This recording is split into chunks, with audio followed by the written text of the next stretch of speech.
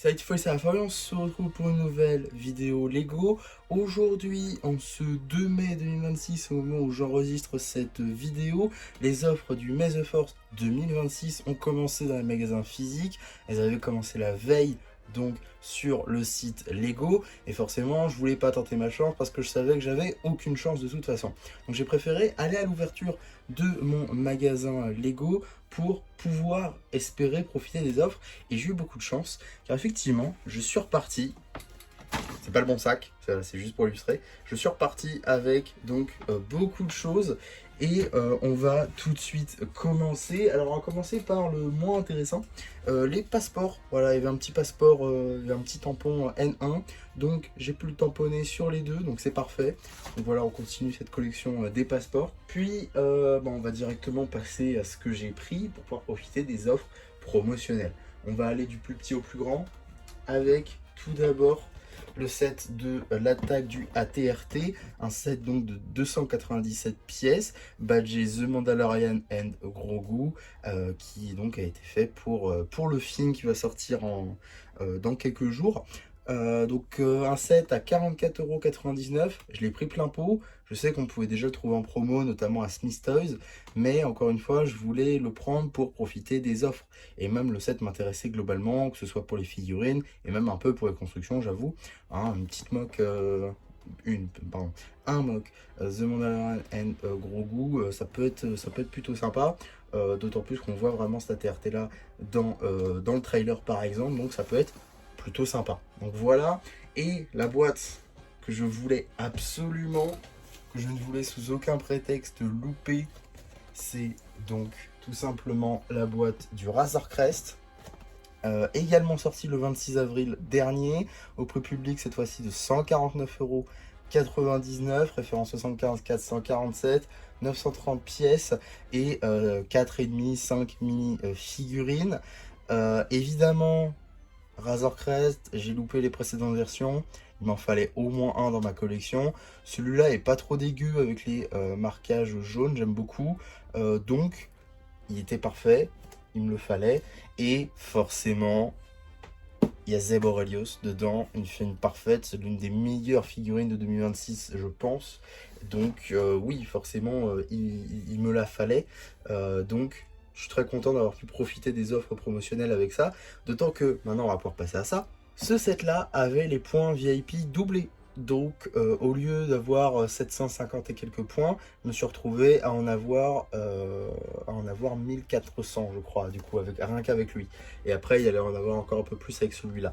Donc, en gros, j'ai eu pas mal de points grâce à lui. Donc, ça, c'est plutôt cool. T'as juste passé la boîte. Voilà, donc j'ai eu pas mal de points grâce au Razor Crest du coup, et donc j'étais à 150. Donc il me manquait 10 € pour le sabre noir et il me manquait le paper bag parce qu'on n'a pas le paper bag avec lui. Du coup, ce set là c'était parfait, ça me permettait d'avoir plus de 10 € pour pouvoir avoir le sabre noir et pour avoir le paper bag.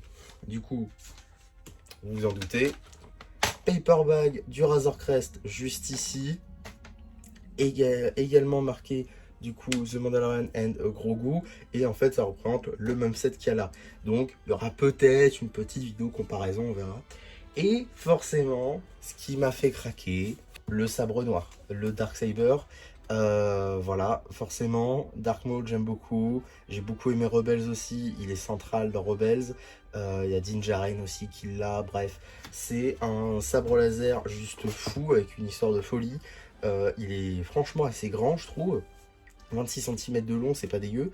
Donc voilà, valeur 30 €. Pour le paperback, c'est valeur 4 €. Mais voilà, franchement, je suis vraiment pas déçu d'avoir pris tout ça. Voilà, c'est franchement cool. Moi, je suis content d'avoir pu profiter des offres avec le Darksaber et tout. Le paperback, c'est cool. Ça me permet aussi de l'avoir. Je l'aurais pas forcément pris, peut-être, si j'avais dû l'acheter à l'unité. Mais si c'est offert, bon, pourquoi pas. Et non, franchement, je suis très, très, très content de cet énorme haul, très clairement. C'est assez exceptionnel. C'est la première fois, en plus, que je profitais d'un May the Force. J'avais jamais fait. Que ce soit sur le site Lego ou que ce soit en magasin physique, hein. Donc là je suis quand même content d'avoir pris des nouveautés en plus et d'avoir eu les cadeaux, c'est franchement cool. Et c'est pas tout, car j'ai aussi pu profiter du make and take qu'il y avait, parce que je suis allé directement à l'ouverture, comme je vous l'ai dit, et donc à mon Lego Store, il faisait le petit N1 à construire. Franchement, bonne taille encore hein, pour un make and take, c'est franchement cool.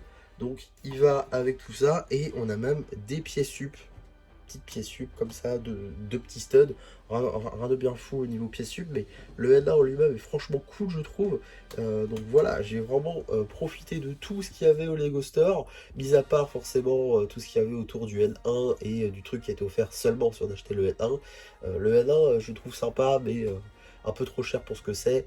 Et par contre, je l'ai vu exposé, il était franchement cool, il était très grand.